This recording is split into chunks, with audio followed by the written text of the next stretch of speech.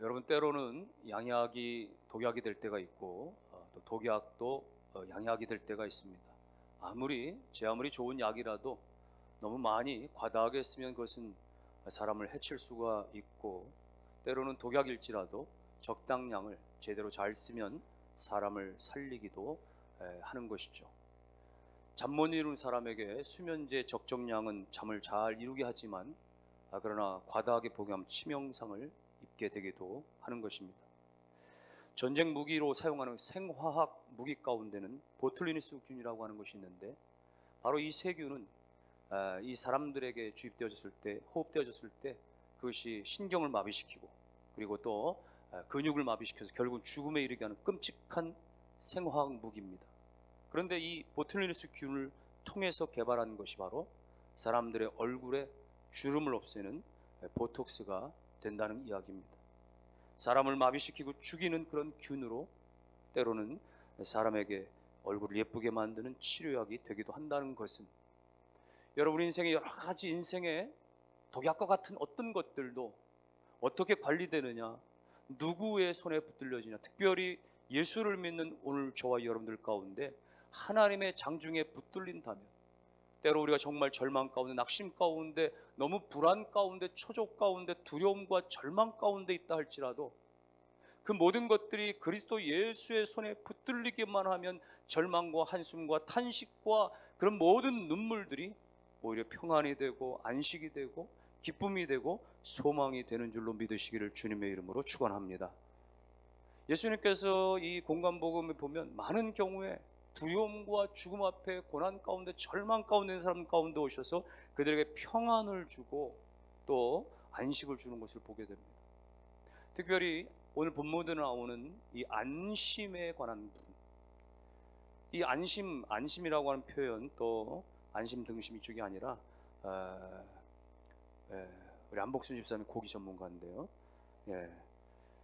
옛날에 오실 때는 고기를 많이 들고 오셨는데 오늘은 감사한 마음으로 오셔서 너무 감사해요.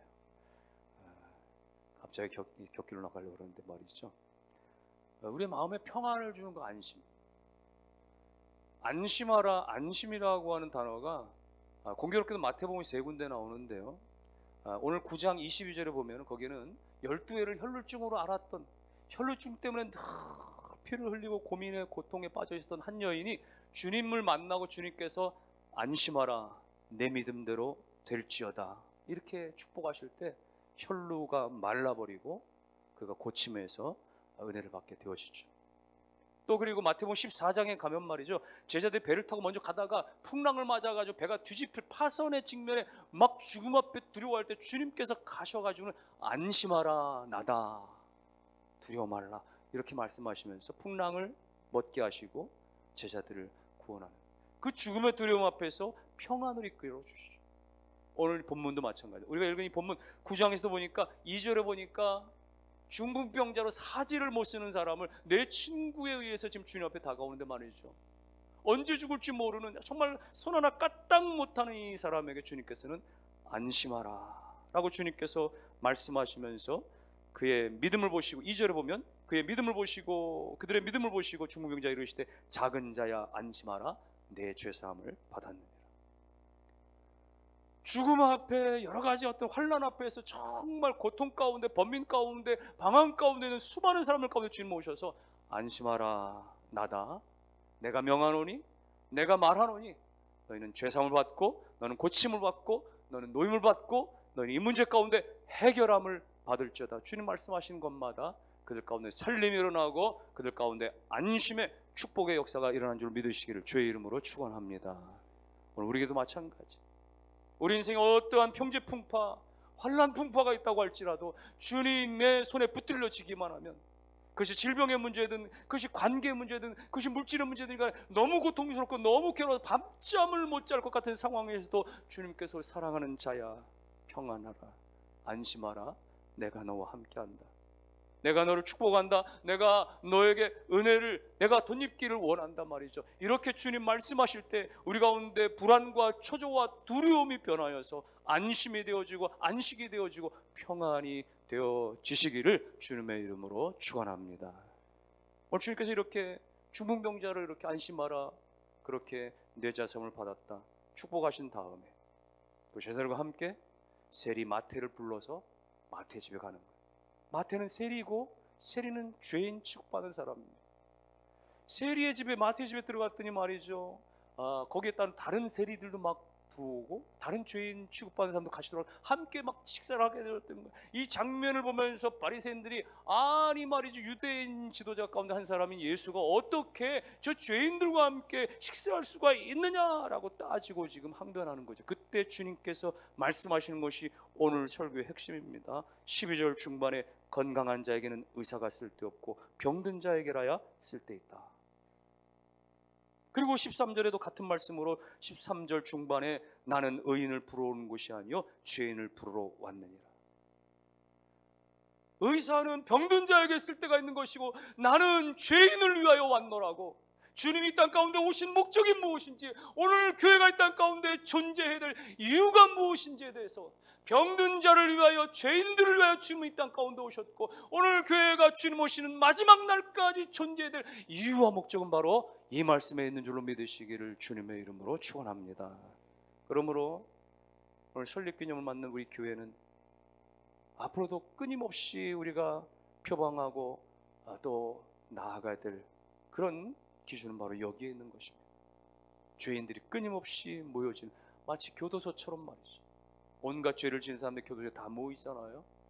온갖 죄를 지은 사람들 거기서 여러 시간들을 통해서 교화가 되어져서 이제는 사회로 나아가기까지 말이죠, 그렇게 만들어져가는 과정들이 교도소라고 이야기한다고 한다면, 오늘 교회는 의인들이 오는 것이 아닙니다. 문제없는 사람들 오는 것이 아닙니다. 교회는 죄가 있고 실수가 있고 문제가 많고 이런 허물 많은 사람들 누구라도 다 나와서 여기서 성령 안에서, 그리스도 안에서, 하나님 안에서, 말씀 안에서 바뀌어져 가기 시작하고 달라져 가기 시작하고 마침내는 새로워져서 하나님의 건강한 성도요 교회가 되어져 가는 줄로 믿으시기를 주의 이름으로 축원합니다. 그러므로 교회는 온갖 부류의 사람들 오는 것에 대해서 우리는 열린 마음을 가질 수 있어야 돼요. 술에 취한 사람들 올 수 있고, 지난밤에 음주가무에 말이죠, 어디 가서 이렇게 방황하다가 말이죠, 여전히 숨만 쉬어도 말이죠, 술 냄새가 나는 사람이 내 옆에 앉아 있어도 문제가 안 되고, 아직 담배를 술을 끊지 못해서 여전히 내 옆자리에 담배 찌든 냄새가 풍기는 사람이 다가와도 우리가 반겨줘야 될 것은 바로 교회는 모든 문제, 어떤 사람은 말이죠 단정치 못하고 뭐 머리는 산발에 말이죠, 혹은 말이죠 옷은 꾀죄죄하고 말이죠, 혹은 조금 몸에서 냄새가 혹 나는 경우가 있다고 할지라도 여전히 교회는 큰 누구라도 흠이 많고 또 이 문제가 있는 사람들 다 나와서 그리스도 안에서 그야말로 죄사함 받고 죄사함의 은총이 넘쳐나는 것, 그것이 우리 교회가 되어야 될 줄로 믿으시기를 주의 이름으로 축원합니다. 미국 캘리포니아주에 있는 갈보리 교회는 아주 유명한 교회 중에 하나로, 그 교회가 개척할 당시에는 척 스미스라고 하는 목사님이 교회를 건립하고 그리고 교회를 부흥시킨 장본인인데, 특별히 척 스미스 목사님은 히피족들의 아버지로 그렇게 불려지고 유명했던 분입니다. 그리고 그럴 것은 말이죠, 당시에 1970년대만 해도 말이죠, 미국의 히피족들이 너무 많고 말이죠, 막 젊은이 방황하고 마약과 술과 이런 것들 가운데, 그 다음에 말이죠 여러 가지 음악 가운데 그렇게 말이죠 머리는 기르고 말이죠 옷은 막 그냥 헤어지게 입고 다니고 말이죠, 이런 식의 문화들이 많았던 그들 가운데 영적 부흥들이 일어나면서 예수를 믿기 시작하는데, 그런 모습들로 교회들 나오기 시작하니까 교회들은 별로 달갑지 않았던 거예요. 전통적인 교회들 가운데는 이 젊은이들이 말이죠 산발머리에 말이죠, 찢어진 옷에 말이죠, 맨발에 말이죠, 혹은 말이죠 마약에 찌든 말이죠 여러 가지 모습에 말이죠 담배 냄새 이런 것들 모습한 채로 오니까, 그래서 곁을 안 주려고 눈치를 주고 자리를 피하고 말이죠, 그런 문화 분위기 가운데 갈보리 교회는 저들을 적극적으로 수용해서 척 스미스 목사님 말이죠 열심히 은혜를 끼치고 말씀으로 증거할 때 그들이 변화되어지고 달라지고, 그래서 그들이 말이죠 헌신자가 되어지고 지도자가 되어 미국 전역에 3천여 개의 교회를 설립하는 그런 역사들까지 일어나게 되어지고, 마침내는 갈보리라고 하는 이름의 그런 교단까지 세워질 정도가 되어졌다고 하는 것입니다. 사랑하는 성도 여러분들이요, 교회의 세워짐의 존재 목적은 바로 모든 죄인들이 나와 구원의 은총을 누리는 데 있다는 사실을 믿으시기를 주님의 이름으로 축원합니다. 어떠한 죄인들일지라도 교회에 다 나와서 모든 문제를 그리스도 앞에 내어놓고 그리스도로부터 해결받고 은혜받고 고침받고 변화되고 새롭게 되어지는 역사들. 그래서 내가 예수 믿기 전에는 이렇게 과거에는 이랬었습니다만은 그러나 예수 믿고 나서 이렇게 내가 달라졌습니다라고 변화의 간증들이 오늘 우리 모임의 공동체 안에도 우리 교회는 끊임없이 일어나는 그런 놀라운 축복의 은혜가 있어지시기를 주의 이름으로 축복합니다.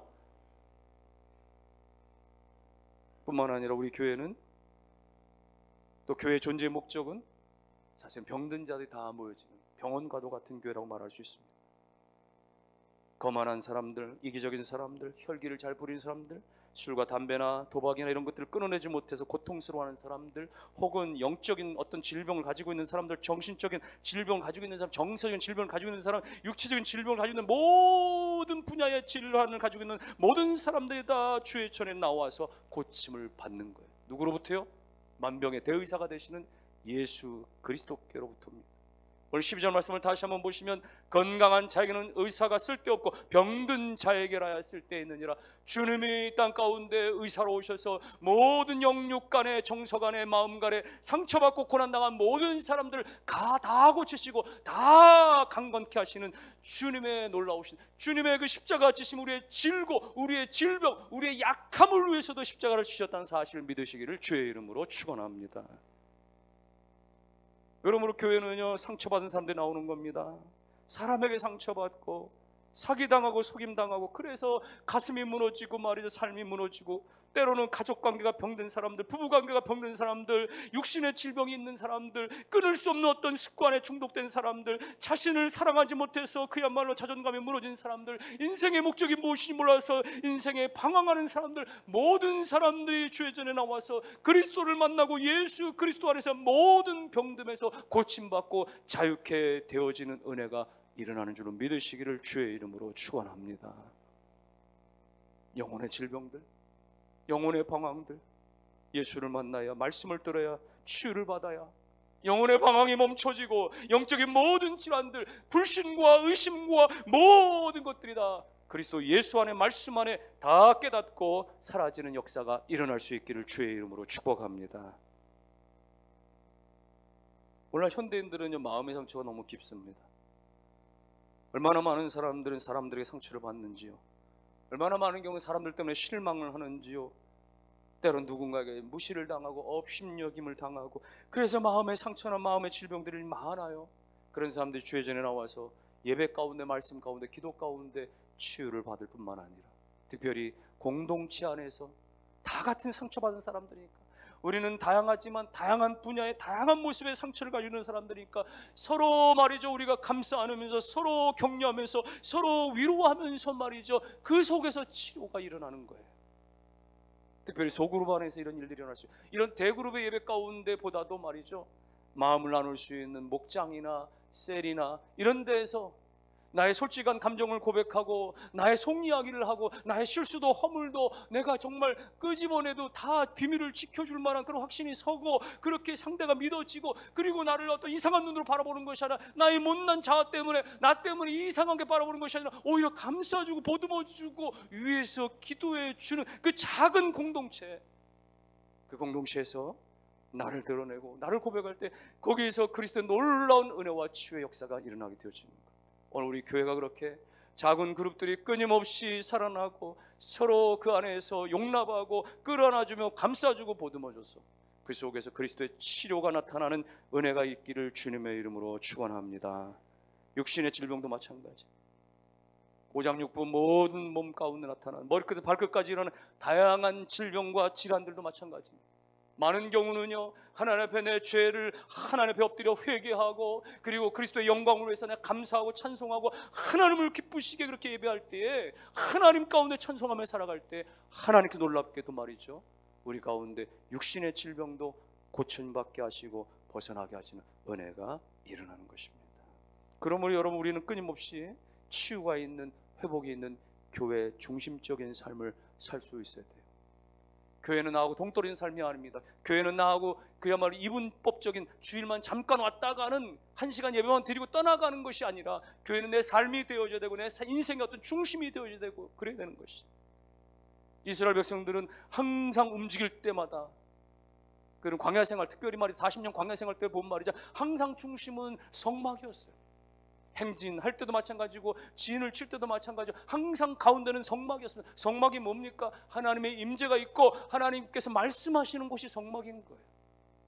12지파가 항상 동서남북으로 진을 치든지 아니면 일렬로 행군하든지 항상 중앙에는 회막을 두어서 성막을 두어서 하나님 중심적인 삶을 살았던 것이죠. 우리의 인생 광야를 살아가면서 하나님 나라 가기까지 우리는 교회를 떠나서는 안 되는 것입니다. 교회가 항상 내 삶의 중심이 되어야 되는 것입니다. 내가 진학하고 취직하고 내가 또 결혼하고 내가 또 이사를 하고 모든 가운데 교회는 별개의 문제가 아니라 교회가 우선되어져야 되고 교회가 중심되어져야 되고, 그래서 주님의 몸된 교회를 항상 중심화할 때에 오늘 우리는 영적인 질서도 바로잡힐 뿐만 아니라 우리 삶의 뚜렷한 목표성 있는 삶으로 살아갈 수가 있게 되어지는 것입니다. 우리 모두가, 우리 자녀들이 끊임없이 주님의 몸된 교회 중심, 교회의 머리가 되신 예수 그리스도 중심된 그런 교회관을 잘 견지하셔서 교회 안에서 우리의 모든 영육간의 정서간의 마음간의 모든 아픔과 상처들이 고침받고 치유가 일어나는 은혜가 있기를 주님의 이름으로 축원합니다. 마지막으로 교회는 어쩌면 훈련소와 같은 곳입니다.